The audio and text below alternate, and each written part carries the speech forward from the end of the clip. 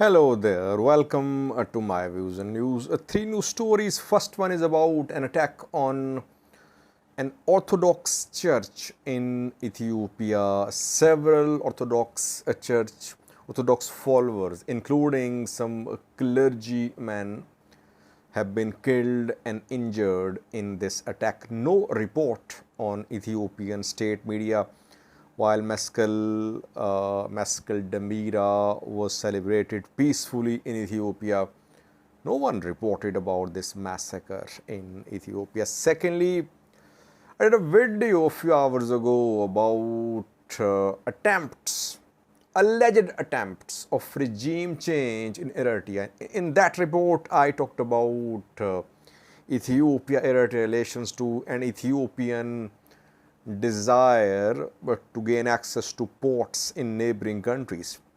It seems that Ethiopian diplomats, Ethiopian top prosperity party officials, they're also speaking about the need for Ethiopia to gain access to the ports, especially the port in Eritrea.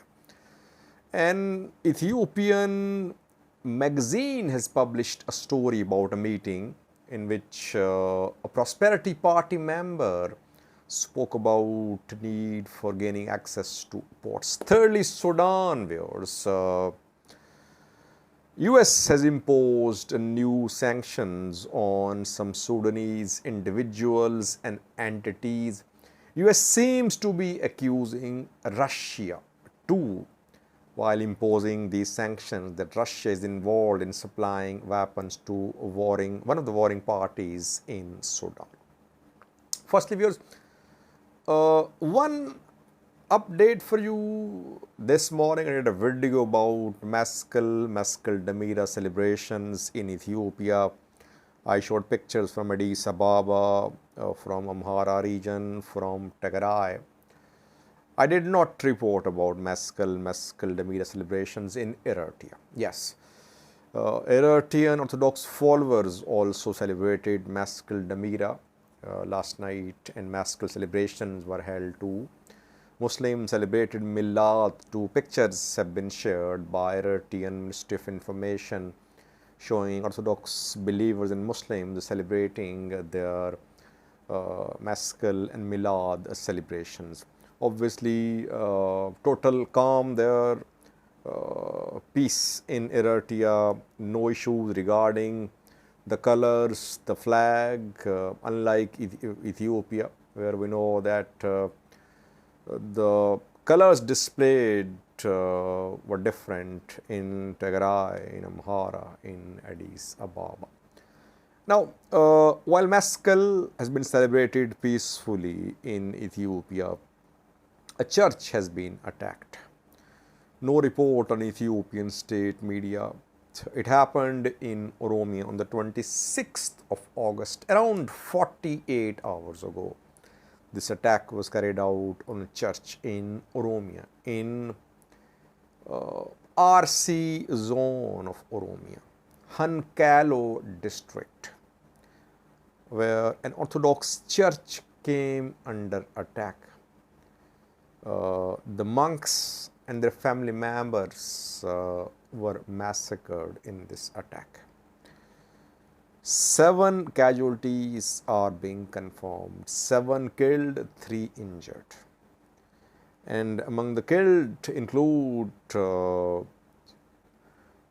clergymen and their family members. Who were the attackers? We don't know.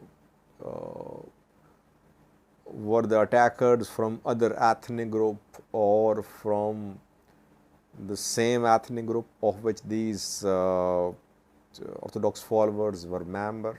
We don't know. But attack has been confirmed. It's difficult to get details. No one should be blamed without proper investigation. No group, ethnic or religious, should be blamed before proper investigation. Question is, who will conduct the investigation? Because government media is not reporting. Government media is only showing Maskell celebration pictures, statements of joint security task team that everything went well. No one cared to report about what happened in Oromia. This is not the first attack on Orthodox followers in Oromia. We have seen that similar attacks have been carried out on Orthodox monks in Oromia in the past too. Secondly, viewers, it seems that Ethiopia is building pressure upon neighboring countries to gain access to the ports in neighboring countries. And we're seeing a continuous narrative launched by Ethiopian government officials who are telling neighboring countries to be flexible. The Reporters is an Ethiopian magazine. It has published an article about a meeting which was held to discuss the Ethiopian need for having diversity of port use. And there an Oromo Prosperity Party member said that Ethiopia must gain access to ports, whether through dialogue or through war. Very important remarks by this Oromia Prosperity Party member, according to the Reporters magazine. Name of the Prosperity Party member is Dr. Abdata Drisa, member of Oromia PP, head of Director of Research and Collaboration Center. So this wing carries out research. It conducts research about foreign policy, about Ethiopian strategic needs. And there he said that at the meeting which was held recently, he said Ethiopia must have access to the ports in neighboring countries. And an Ethiopian diplomat was also interviewed around 24 hours ago, if I remember. Serving diplomat, seasoned diplomat. He also said that top priority for Ethiopia now is to have access, unhindered access to ports, and that is what Ethiopia must have. That is in accordance with international law. Though Ethiopia is a landlocked country, but neighboring countries cannot stop Ethiopia from gaining access to the sea. Yes, talks should be held, agreement should be reached, but no one can stop Ethiopia from having access to the Red Sea. The question is that why is that suddenly this issue of port is emerging? Djibouti is blackmailing Ethiopia. Djibouti has been raising port fees. Ethiopia, and secondly, we saw that in conflicts, during conflicts, Tigray fighters tried to move towards Ethiopia-Djibouti road to cut off the lifeline of Ethiopian economy. Now Fano fighters want to move towards the road too. Why? Because Ethiopia is relying only on one road, one railway link for its imports, exports. So Ethiopia now wants to have more ports under use in Eritrea, in Djibouti, in Somaliland, in Kenya. It wants to use more than one or two ports at the same time, so that if one connection is cut off, other remains functional. And secondly, maybe Ethiopia wants to revive its right to use Eritrean port, which Ethiopia used in the past, but then under Meles Zenawi, Ethiopia decided to shift to Djibouti. Some say that was a bad decision strategically by Meles Zenawi. Ethiopia relinquished its right to use Eritrean port. But now Ethiopia wants to regain access to ports. And one of the Ethiopian ministers have visited Kenya and Somaliland recently. Ethiopia already in talks with Djibouti. Eritrea is not in the picture. I have not seen Ethiopia-Eritrea negotiations about port issue. So either Eritrea is not flexible, or Ethiopia has not made any meaningful effort to talk to Eritrea. But Ethiopia wants to revive its use of Eritrean ports. This issue is going to be a key issue in coming months between Ethiopia and Eritrea. Having said that, can we say Ethiopia is preparing for war to gain access to Massawa or other ports? I don't think so. I don't think so. Ethiopia can ill afford a war at this point of time, just out of Tigray war, now caught up in Amhara. It does not want to start any war, but it wants to tell the neighboring countries that neighboring countries should not blackmail Ethiopia. Ethiopia wants to gain access to the neighboring countries' ports by talking to them, at the same time by sending a clear message that being landlocked does not mean that Ethiopia can be denied access to the ports. Thirdly, viewers, US has imposed sanctions on Sudanese individuals and companies. Two companies and one man has been put under sanctions. Ali Kurti is former Sudanese foreign minister. He worked as foreign minister under the rule of Umar al-Bashir, who was removed more than 4 years ago.